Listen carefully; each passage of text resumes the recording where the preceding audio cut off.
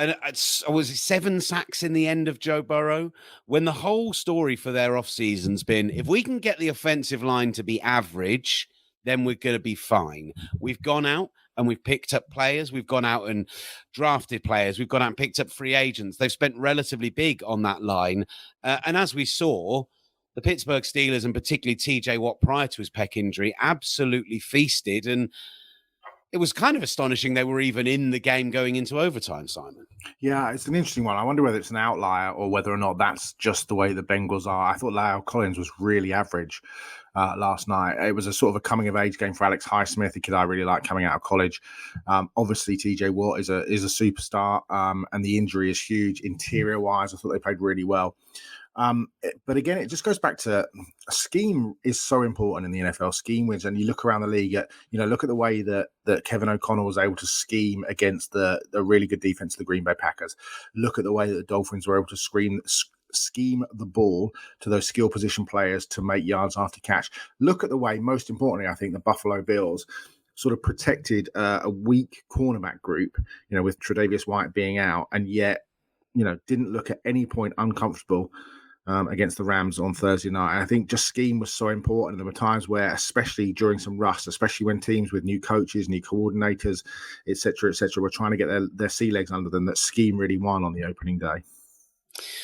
The feeling, you're absolutely right about scheme. I think my concern is that, and this is a problem all round with the Bengals, and I think with this offensive line idea in general, and we talked a bit about this with the Seahawks going into week one, how they spent big on that line, but if you don't have the coaching, it's never going to necessarily improve. And there was this idea that Joe Burrow did well despite what was in front of him, and then last night it just didn't look up to scratch. Was that a bit of preseason rustiness from him? Was that the fact that eventually that's going to catch up on you when you're being hit 10 plus times a game and sacked 5 plus times a game, that you're just never going to be able to succeed long term, even if you are a guy who can get the ball out quickly, who's got a live arm, who's got a great offense around him as well, even though T. Higgins did go down in the game? I think you'll find that, from my point of view, I thought that Joe Burrow has all sort of leveled out slightly.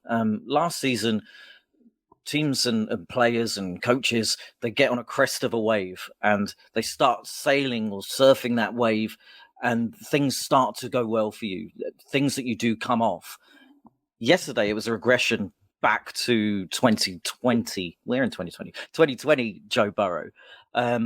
Whereas, the second half, things did pick up, and getting the ball to Jamar Chase was imperative, and Joe Mixon getting the ball and finding some space, that was all great for Joe Burrow. But I think there was a certain bit of leveling out. We saw maybe what the real Joe Burrow is, rather than this crest of a wave imposter that potentially we saw last year. That is the hottest. Imposter is strong. Mate, that is an unbelievably hot It's a take. week one take, and I love it. It's a terrible take, right? I mean, what I think what's really interesting is it just looked like 5 players who'd never played before in a game together. And people talk, like we put our predictions from last week's podcast up on social media, and then got hammered for about 3 days by Bengals fans who bizarrely went really quiet yesterday evening. I don't know why, because I messaged every single one of them.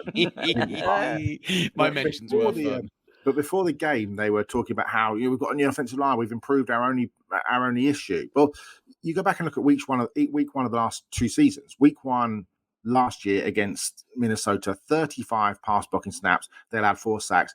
They had 65 pass blocking snaps and allowed 7 sacks this week. So I'm not sold that immediately that's a vastly improved unit, and that's going to affect Joe Burrow not only in terms of the rhythm, the timing, not only in terms of Joe Mixon trying to run the ball, but the most important thing, and the sort of the underlying issue, the kind of the elephant in the room, is the health of your superstar quarterback, because he is a superstar quarterback. No matter what Olly says, he is a superstar in this league.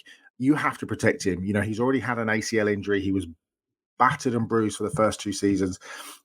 I'm of the belief, I was there, that, if the offensive line holds up last year in the Super Bowl, the Bengals drive down the field and win that game. So I think that that unit just has to mesh really quickly, because that's a team that's got some difficult games coming up. And obviously, I'd like to hear from all those Bengals fans although I don't. I also think that the man referred to by Simon Clancy on our WhatsApp group last night as AFC Kingsbury has a huge amount to answer for, both in terms of the coaching, in terms of the play calling, in terms of punting the ball away in overtime while there's time on the clock, giving them enough time to drive down. Okay, escaping with a tie isn't necessarily the best thing in the world, as Colts fans will tell you, but it's better than losing.